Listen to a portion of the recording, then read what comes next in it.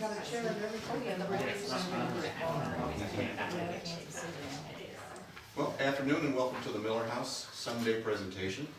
My name is Joseph Pierce, and just as an aside, any Italians in the audience, because today is St. Joseph's Day. Oh. Yeah, so, yeah, you want to get me something, go ahead. But mostly, I have the honor to introduce our guest this afternoon. And I tell you about introducing. It's never an easy thing to do. It's especially not easy when so many people in a historical society in a town where you have become a recent resident have come to live. You know, because thinking you're introducing people to other people who know him way better than I have been able to do so far. So here's a bit of well-meant advice. Never bet on an election, or you might end up introducing for the rest of the year. But our speaker today is Mr. Martin Meyer, AIA, Bachelor of Architecture from Kansas State. As you can see, his thesis is so long you have to read it. A licensed architect in the state of Iowa, in case you're thinking about something. Board member for the Missouri Board of the American Institute of Architects, representing the St. Louis chapter. And Hannibal Historic Development Commission chamber member, which, you know, that's last, I think, position of honor. So without any more messing around, may I introduce Mr. Martin Meyer. I've had the pleasure recently of getting to know Keokuk and Lee County here a lot better. I switched firms about 18 months ago, and I'm now with Pepping Stone Bach. And because of their presence in Keokuk, I'm getting to know a little bit more about this community and its joys. So it's really kind of fun for me to be here because I'm curious and I like what I see here. So 6 months ago, you asked me about, hey, come talk to us, and she said, what do you know about 1880s architecture? And I said, I know how to maintain 1880s architecture buildings, so that's the little twist. That's the twist that we're going to talk about today, is about, I assume some of you might be in older homes, so a lot of what I'll talk today about is not necessarily history, but is what to do with your bit of history. So the term drafty old houses, everybody knows about the term drafty old houses. Well, I would argue that that's not so bad in some situations. So if you live in an 1880s house, you know, that house was not necessarily designed to be energy inefficient. They cared about spending money on energy back then too. But the expectations were different. Thermal comfort, the idea of thermal comfort was different. So energy conservation back then might have been putting on another wool sweater. You also have a situation where your house built in 1880 has changed and moved and grown and expanded and contracted. So some of those elements of that building might have loosened a little bit. So there might be some things that are a bit different. So we'll talk a little bit today about how your house should breathe. So air movement and ventilation is often a pretty fundamental way to deal with maintenance of your building over the long term. So our building industry, architecture and construction is all over the place.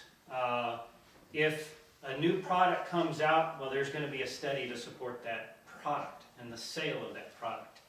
If another new product comes out, well, they're going to have a study in an industry that supports and debunks that theory and touts their new theory. It's constantly changing and flowing, and somebody always has a better idea, and it also is about chasing that dollar. What's going to be the greatest new thing to sell? The one thing that is critical to understand about buildings and energy conservation, that of all the energy that is expended in the United States, a third to a half of that is spent on buildings and energy use in buildings. So if we are to be a more conservative society and we want to try to save energy, save energy on gas and on your cars, but why not attack the energy spent on buildings? And there are a lot of things that can be done to do that. So that doesn't necessarily mean that we should shutter historic homes by any means. It means that there are things that we can do and concepts that we can employ to better use our historic buildings. So that drafty old house, a lot of the function and features in that house were on purpose and can be repurposed moving forward.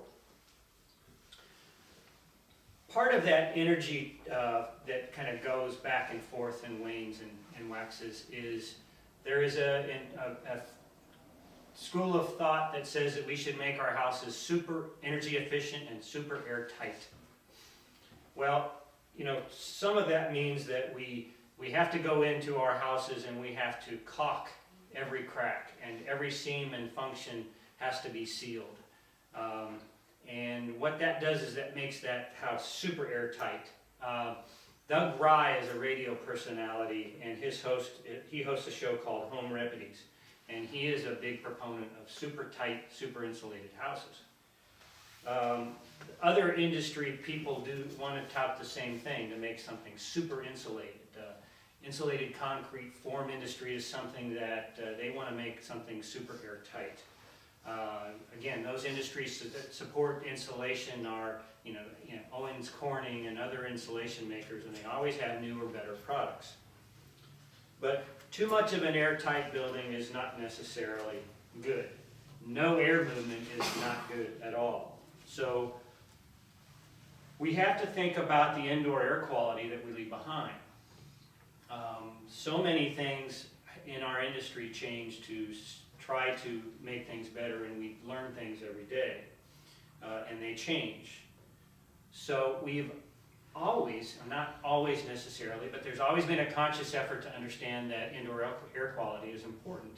In the 1800s, there was a recommendation of air changes within a house, and this gets into my nerdy engineering architectural point when I start talking about numbers and equations. But in the 1800s, 30 cubic feet per minute of air change was the recommendation. And it changed in 1970 to 20 CFM, and in 81 to 5 CFM. And now back to 91, it's 7.5 CFM per minute as those recommended air changes. Our industry is always really good about establishing a criteria for us to meet, and things change as we grow and learn. So those current codes, the residential code, the International Building Code, requires those kinds of air changes. Think about the term of 3 air changes per hour. So that a volume of voluminous building like this is that all of this air has to leave the building and new air has to come back into the building 3 times in an hour. And that's really amazing to think about. But that's good and that's healthy. And in old buildings, that's often extremely possible. So we can make a building super airtight, and we can make it super energy conservative, so you're not going to spend a lot of money on energy. But that airtightness comes with consequences. If we were to make that house so very tight and then still meet those energy codes, you have to introduce mechanical ventilation to be able to provide that necessary air change to meet those codes. Wait a minute, I thought we were trying to conserve energy, and now we're adding the power that it takes to move that mechanical ventilation. So there's a disconnect there. If you have an older house, it might be leaky, but you don't necessarily have to employ that mechanical ventilation. So that indoor air quality that I mentioned, if that building is super airtight, there are more problems from within the building than necessarily outside of the building.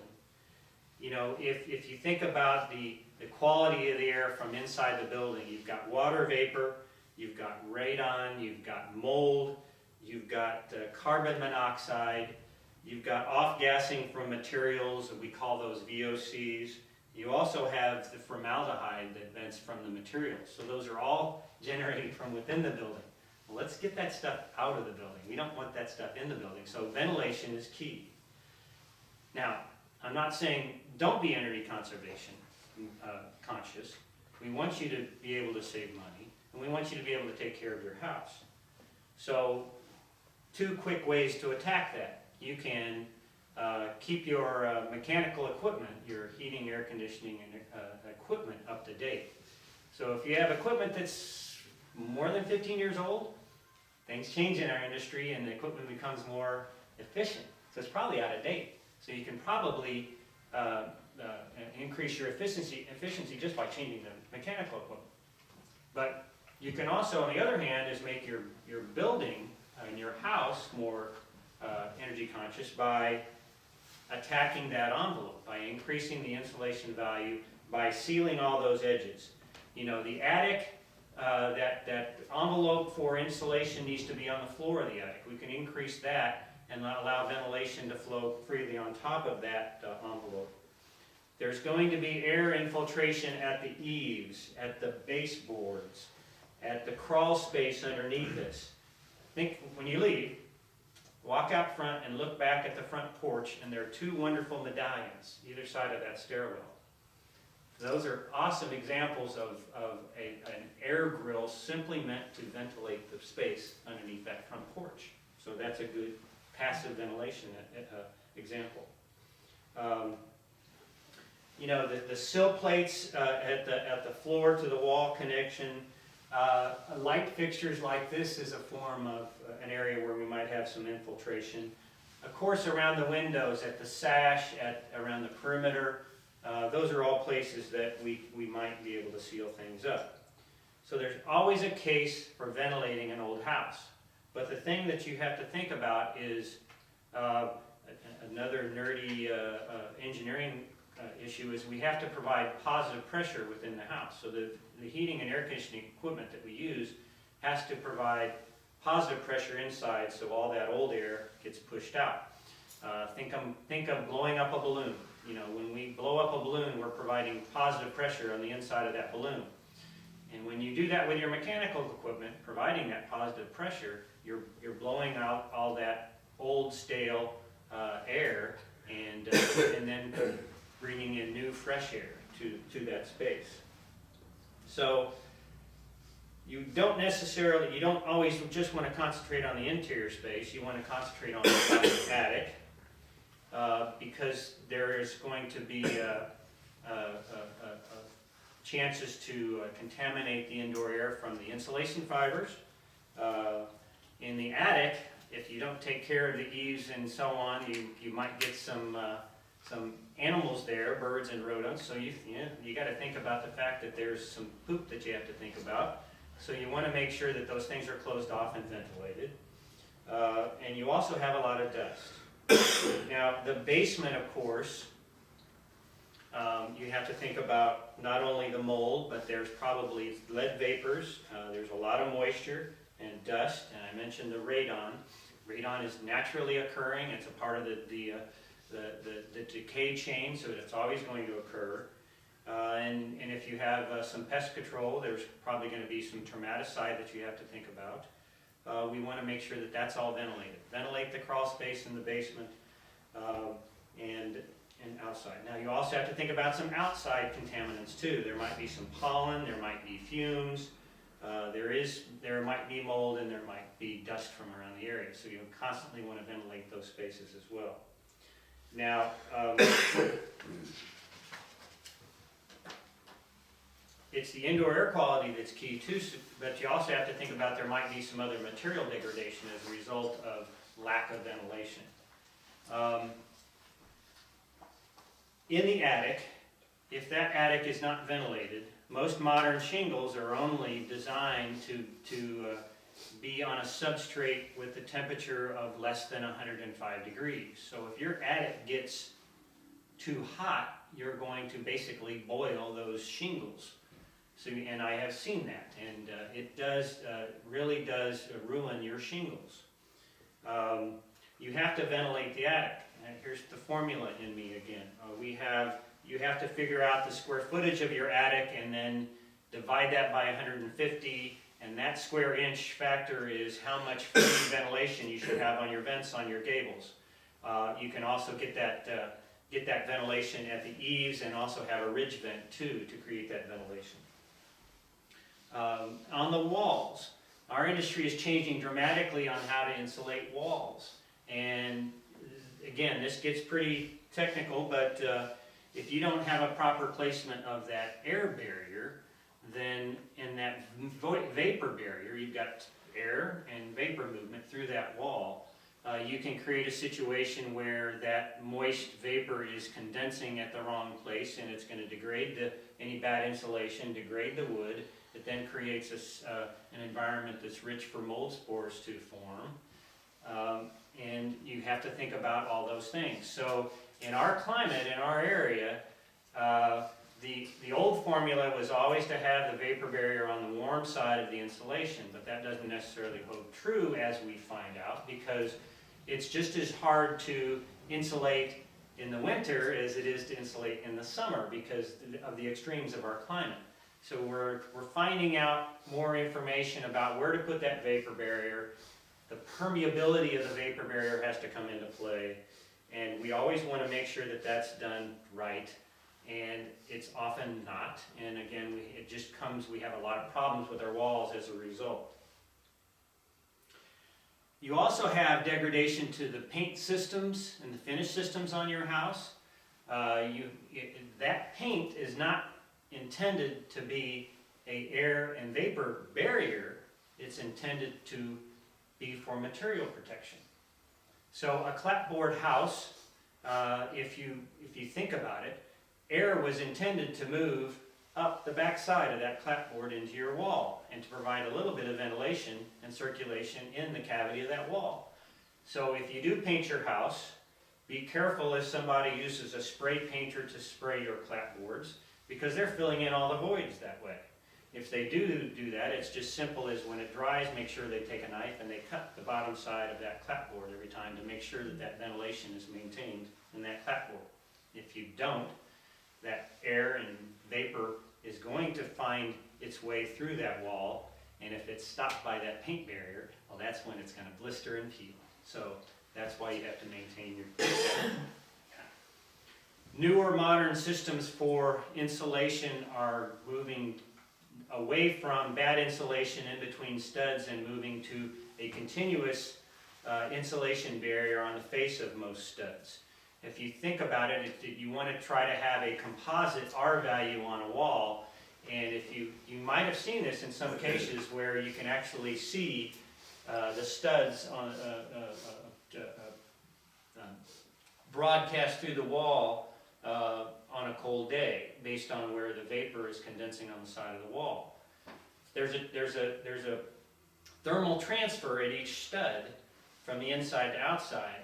Not so at the insulation barrier. So if you have a composite rigid insulation on the face of that wall, you've solved a lot of that problem as well. If you think of a term that the industry uses called rain screen, a lot of times that siding or that veneer is simply meant to be to shed water away from the building and not necessarily as being a barrier. So rain screen principle means that you provide ventilation behind that screen that is just there to shed water. Masonry again, masonry is intended to breathe. And if you do go back and you paint your building, or you do put a masonry sealer on your building, or be careful about graffiti prevention methods and so on, you're actually lessening the value of the masonry and its ability to breathe, and you create a barrier. When air and vapor transfer is not allowed, the masonry might spall, the mortar might be degraded, and you're going to have some problems. So make sure that the masonry is allowed to breathe as well. Some maintenance tips. And the takeaway again is that the HVAC system has to be properly designed to provide positive pressure within the house. And what do the real estate agents say? Location, location, locations. Well, the architect's going to say ventilation, ventilation, ventilation. It solves a lot of ills. If you think you have a mold problem, ventilation is the cure for your mold problem in most cases. So again, take care of your envelope. To shed water is another takeaway. So those are things to help you simply maintain that bit of history that you have. And if we do maintain them and maintain them properly, they're going to be around for generations to come. So hopefully that's a lesson that we can learn today. So thank you very much for listening, and I hope it was a bit of help to preserve your history. So thank you. Thank you. questions? Yes, Joe has one, so you're next. Joe? Thank you, miss. Oh, go ahead. Well, quick thing. I was concerned if occupancy is a factor at all in ventilation. In other words, if you're like one lonely old guy living in a big old house, or if you have a large family and plenty of animal friends, is that a factor in ventilation? It is, it's funny, because those formulas that I went into before actually factor number of bedrooms. And then they say, okay, there's gonna be one person in each bedroom except the master bedroom, and there's gonna be two. So it does factor the number of people in that. Now, in an old house, the glory of a lot of old houses is they're actually designed to close off a room and not necessarily heat and cool that particular room, so that you can then concentrate and zone your heating and cooling. And I think most modern systems anymore are not necessarily zoned that way. And I think that I would, and again, sometimes if you do close off part of that room and you don't have that ventilation, there might be some repercussions of that too, as I mentioned. So it's a balancing act, and I think that it just means that you need to take some special care when you're working with your contractors to make sure that those things are designed just right for your particular needs. Okay, I had an 80s house one time, and when we broke into the wall, it looked like corn cobs, little pieces of corn cob. Are you aware of that as being an insulating factor? Depending on what time it was, I mean 1880s is what you said. 1882. Depending on what that particular part of that wall was used. A lot of times when I said, these houses were designed not necessarily to be energy efficient, a lot of times they were designed with passive ventilation systems within the house, meaning that they had just like a fireplace chimney, whether this is working or not, is intended to create a draw to continually move air throughout that system. As soon as air exits, there's a void, and you bring more air through it and out, and there's another void created, and you move more air out. There might have been other registers or vents. I saw there's a floor vent over here. Is that just for return air, or did that contribute to some passive ventilation system that pulled air through the house naturally? There might be, if you think of a cupola on a house, oftentimes those cupolas were, or an attic fan concept, right? So they were meant to just passively move air. A lot of times those attic fans were added later simply to provide some mechanical ventilation and to continue to help and enhance that draw through the house. So my point is that I can't think of a corn cob necessarily being used as insulation as much as it might have been something that had filled a void that might have been a passive ventilation tank. Was it fine material? Yeah, it was gray. It was probably. Well, that's vermiculite. Vermiculite. Vermiculite is used as an insulation. 1882? Yeah. Well, it wouldn't have been put in then. It would have been put put after in later. Yeah. by No, this somebody. was probably the original wall. I mean, they didn't have, whole house had never been insulated before. And it was an exterior wall that I broke into to add a bathroom to the side. I think we probably either pulled some siding off or even looked on the inside. You might have found some holes that had been patched where they blew in or poured in the vermiculite. Yeah.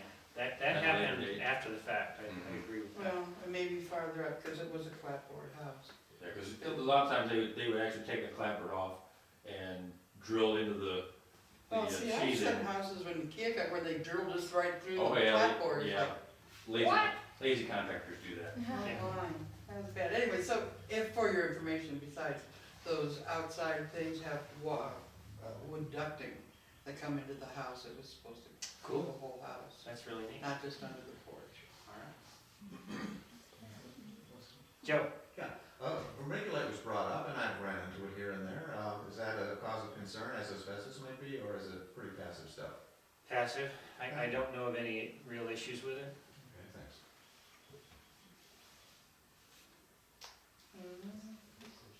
Yes, sir. In terms of tall windows, depending on the size of your wall, but house with a lot of windows and radiant heat loss versus the airflow, ventilation, heat loss through those.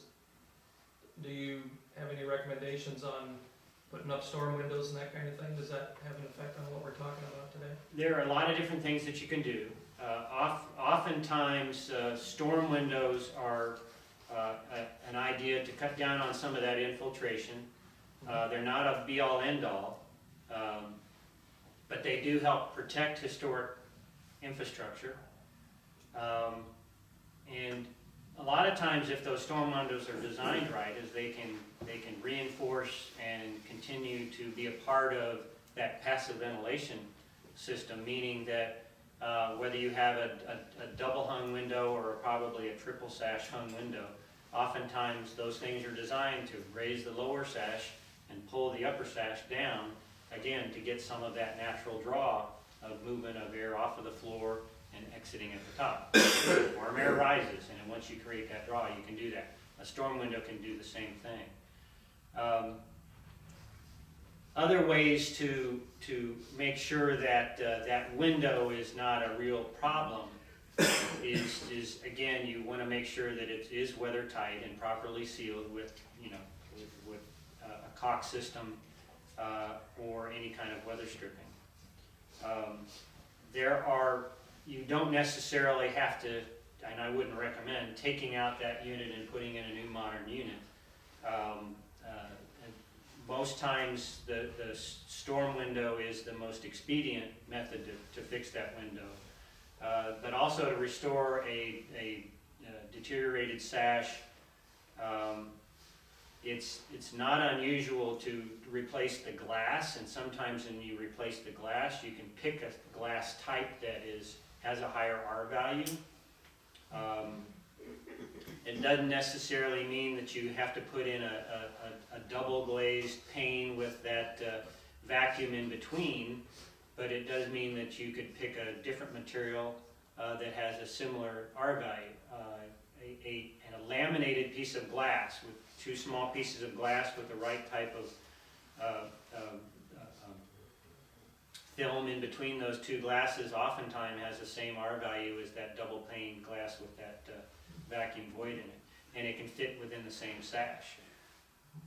And that insulated glass doesn't always have to be that 1 inch thick piece of glass. It can actually be 1/2 inch to 3/8 thick for the entire panel and still have the insulated double pane glass. So first priority would be to do the sealing and the weather stripping. Second priority would be to do the storm window. Third priority would be pretty extreme, and it would take a good craftsman to replace the glass with newer, more insulated glass. I was just gonna tell him, I went through Bob Yap's window Yeah. preservation program. There you go. And the biggest loss of your energy is infiltration. And he teaches a system of how to weatherize your windows using a kind of a T-shaped metal stripping that you can purchase. And you place that in the channel on the sides, and you put a groove inside your window frame or your sash itself, and that will improve the infiltration. It'll block the wind. And then if you have wavy glass in your windows, I wouldn't replace it. I would save that. That's the original stuff. If you've got replacement glass in it, then it's not a big deal. Laminated glass, like in an automotive windshield, does help. He also pushes wood storm windows. Don't buy the aluminum ones, because it changes the character of your house, and it's not as efficient as an old wood storm window. And he has done studies where by weatherizing it in the method he uses and using a storm window, your energy efficiency is equal to or greater than a new replacement window, and it will last forever. Because the old ones were meant to be maintained, not replaced. The modern windows, especially you mentioned gas-filled windows, the lifespan on those is they usually start deteriorating in about 5 years, and then they become worthless, and you can't fix them, you have to replace them. So you're better off keeping your old windows and restoring those and avoiding the vinyl. Planned obsolescence. Yes. I mean, what good is it if you don't have to buy a new one in 5 years, right? Most of your energy use in the house does not go through your windows. Only about 10% possible. It's in the attic. So, and the major loss, like I said, is infiltration. So if you can seal them, put a storm window on them, you've solved most of the problem.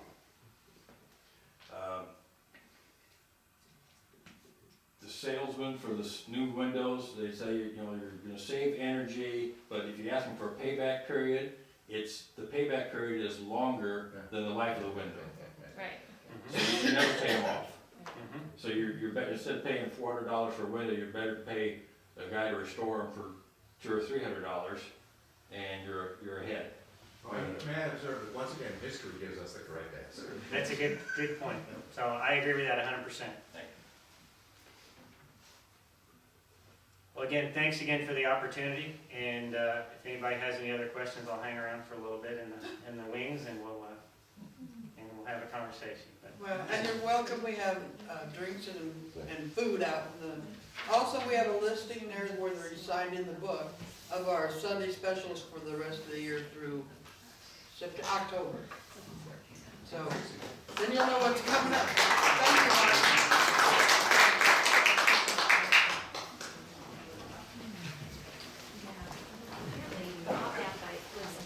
Bob Yap was in Hannibal, right? Is Yes. that what he is now? So, Yes. He yeah. teaches classes all the time Yeah. in his Belvedere School of Historic Preservation. Yeah, and I wish SCC would have a course to start teaching people how to maintain plasterwork, woodwork, windows, but just things like that, and you know, reconditioning.